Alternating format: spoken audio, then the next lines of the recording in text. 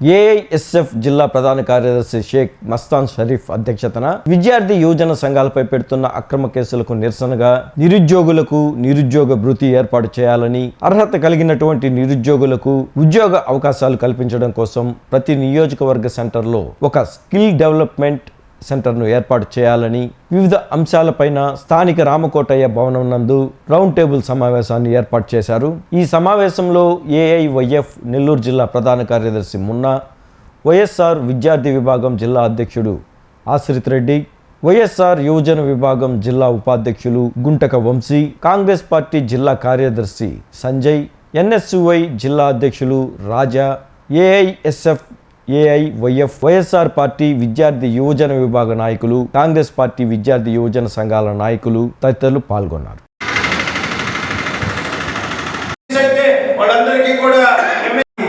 కాబట్టి ఆయన చెప్తున్నాడు సూపర్ 6 లేదు, అందరు కనండి అంటున్నాడు. ఇంకా ఆయన కనండి అమ్మ మీకు ప్రతి ఒక్కరికి ఇంటింటికి ఎంతమంది అమ్మాయిలు కనండి ఆయన ముసలి కూడా కనమని చెప్పాడు మన ఎలక్షన్ లో. పెద్ద ఆయన ఒక అడిగాడు, మీ మనవాళ్ళు మాత్రమే పరిపాలన చేయాలా?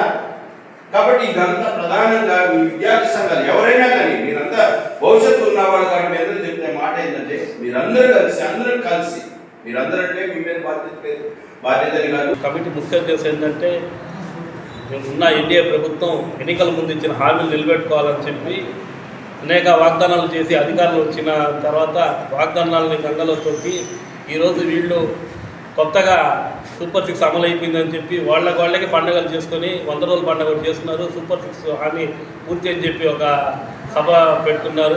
అయితే ఆ సభలో కూడా ఎవరికి మాకు ఉద్యోగం వచ్చిందని చెప్పి సభలో పార్టిసిపేట్ చేసిన వాళ్ళని ఎవరు లేరు, ఉద్యోగాలు రాలేదు. నిరుద్యోగ భృతి ఇస్తా అని చెప్పాడు, నిరుద్యోగ భృతి ఇవ్వలేకపోయాడు. అది ఏమైనా అడిగితే మేము లేవు, స్కిల్స్ లేవు, అది ఏదో ఒకటి చెప్పే పద్ధతిలో ఉన్నారు. అంతేకాకుండా స్కూల్లో కాలేజీలకి విద్యార్థులు లోపలికి రాకూడదు, వస్తే మేము కేసులు కడతామని చెప్పి మూర్ఖమైన చర్యలు తీసుకుంటున్నారు నారా లోకేష్.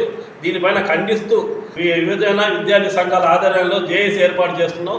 9వ తేదీ వైజాగ్లో జరిగిన అప్పుడు పాత కేసులను తీసి ఈరోజు రౌడీ షీట్ ఓపెన్ చేస్తాం, పీడీ యాక్ట్ పెడతామని చెప్పి బెదిరించడం జరుగుతుంది. దానిపైన ఖండిస్తూ 9వ తేదీ గాంధీమోహన్ సెంటర్ వద్ద నిరసన ప్రోగ్రాం కార్యక్రమం ఇచ్చాం. అదేవిధంగా 14వ తేదీ మేనిఫెస్టోలు వీళ్ళు ఏదైతే మేనిఫెస్టోలో ఇచ్చిన అమలు చేయలేదని చెప్పి భోగి మంటలో మేనిఫెస్టోను తగలబెడతాం. అదేవిధంగా పీపీపీ విధానాన్ని రద్దు చేయాలని చెప్పి మెడికల్ కాలేజ్ ప్రైవేట్ ఆపాలని చెప్పి మేము ఈ కమిటీ తరఫున కార్యాచరణను రూపొందించాలని చెప్పి జేఏసీ తరఫున కోరుకుంటున్నాం. విశాఖపట్నంలో ఏఎస్ఎఫ్, ఏఐవైఎఫ్ నాయకుల మీద పీడీ యాక్ట్ల కింద లేకపోతే రౌడీ షీట్లు ఓపెన్ చేయడానికి వాళ్ళ విద్యార్థులా లేకపోతే గూండాలుగా మీరు చూస్తున్నారా? మేము ఈరోజు కాంగ్రెస్ పార్టీ తరఫున అలాగే అన్ని విద్యార్థి సంఘాల తరఫున మేము అడుగుతున్నాం. ఈరోజు యువగళం అని మీరు పాదయాత్ర చేశారు, మీదేనా యువగళం అంటే? మీ యొక్క లోకేష్ గారి వాయిసే యువగళమా ఈ రాష్ట్రానికి?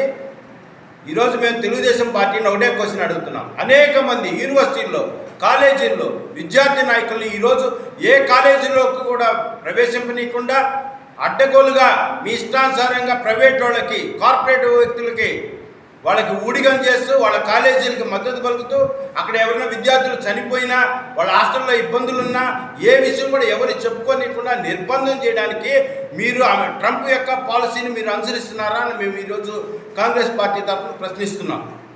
ఎందుకండి మీరు చెప్పిన మాటలేంటి? అనేక మంది విద్యార్థుల్ని మీరు పిల్లల్ని కానండి, మీరందరూ చదువుకోండి, మీకు కావాల్సినంత నిరుద్యోగ వృత్తి ఇస్తామన్నా. మీరు 2 సంవత్సరాలు వస్తుంది మీరు పదవిలోకి వచ్చి, ఎంత సీనియర్ ముఖ్యమంత్రిగా ఏదేదో గొప్పలు చెప్పుకున్నారే ఇన్ని సంవత్సరాలు.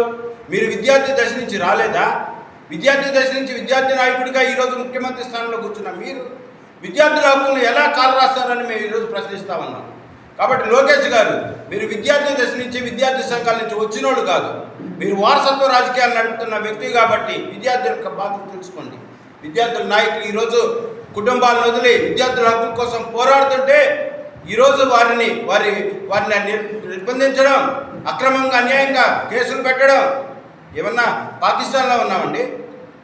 ఐఎస్ఐ ఉగ్రవాదుల వీళ్ళు, అల్ఖైదా వాళ్ళ వీళ్ళు, ఇలాంటి వాళ్ళ మీద ఈ విధంగా రౌడీ షీట్లు ఓపెన్ చేస్తే వాళ్ళ కుటుంబాల పరిస్థితి ఏమవుతుందో మీరు ఒకసారి ఆలోచించండి. కాబట్టి సామాన్య మధ్యతరగతి కుటుంబాల నుంచి వచ్చిన పేద ఉత్తరాంధ్రాల్లో ఎక్కువగా ట్రైబల్స్ వాళ్ళ హక్కుల కోసం వాళ్ళు నోరిపితే ఈరోజు వాళ్ళ మీద ఆ విద్యార్థి నాయకుల మీద కేసులు పెట్టారు. ఎంతకాలం ఈ విధంగా నిర్బంధిస్తారు మేము ప్రశ్నిస్తున్నాం. వెంటనే విడుదల చేయాలి. అక్రమంగా ఏదైతే జీవోలు తెచ్చారో విద్యార్థి సంఘాలకి విద్యార్థి నాయకులకు వ్యతిరేకంగా వాటన్నిటిని ఉపసంహరించుకోవాలి. మీరు చెప్పిన మాటలు చొప్పున ఆ విధంగా ప్రభుత్వాన్ని నడపాలి. ప్రజాస్వామ్యయుతంగా రాజ్యాంగబద్ధంగా ఇక మీ పరిపాలన కొనసాగించాలని మేము కాంగ్రెస్ పార్టీ ద్వారా తెలియజేస్తాం. అక్రమ కేసులు ఈ మధ్యకాలంలో ఈ అధికారం వచ్చినప్పటి నుంచి, కూటమి ప్రభుత్వం అధికారం వచ్చినప్పటి నుంచి ప్రతి ఒక్కరి మీద, స్టూడెంట్ విభాగం అయితేనేమి, యువజన విభాగం అయితేనేమి, అందరి మీద కూడా వీళ్ళ మీద అందరి మీద అయితే అక్రమ కేసులు పెట్టి అందరినీ కూడా వాళ్ళ నోరు తెరవకుండా వాళ్ళని గొంతు నొక్కే ప్రయత్నం చేస్తూ ఉన్నారు. అదే కాకుండా నిరుద్యోగ వృత్తి అని చెప్పి ఎలక్షన్ ముందు ఎంతో పెద్ద లెక్కలో హామీలు ఇచ్చేసి ఇప్పుడు నిరుద్యోగ వృత్తి లేదు. అలాగే ఈ విద్యార్థులకి స్కాలర్షిప్లు కరెక్ట్ టైంకి లేవు. అది కాక మన జగనన్న హయాంలో మన మెడికల్ కాలేజీలని ప్రభుత్వ కాలేజీలు కట్టిస్తే వాటికి ఇప్పుడు ప్రైవేటీకరణ చేసే దానికి అందరూ కూడా ఈ కూటమి ప్రభుత్వ నాయకులు అందరూ కూడా దానికి ఇచ్చేస్తూ ఉన్నారు. దానిని కూడా మేము అడ్డుకుంటాం. ఈ కూటమి మేము ఇక్కడ ఇప్పుడు ఈరోజు గ్యాదర్ అయిన అందరూ కూడా వామపక్షం అన్నీ కూడా ఫ్యూచర్లో కార్యాచరణ తీసుకొని దాని ముందుకు పోయే దిశగా ఈ ప్రభుత్వం చేసే ఈ అక్రమాలన్నింటినీ కూడా అడ్డుకట్టే విధంగా ముందుకు పోతాం తెలియజేసుకుంటూ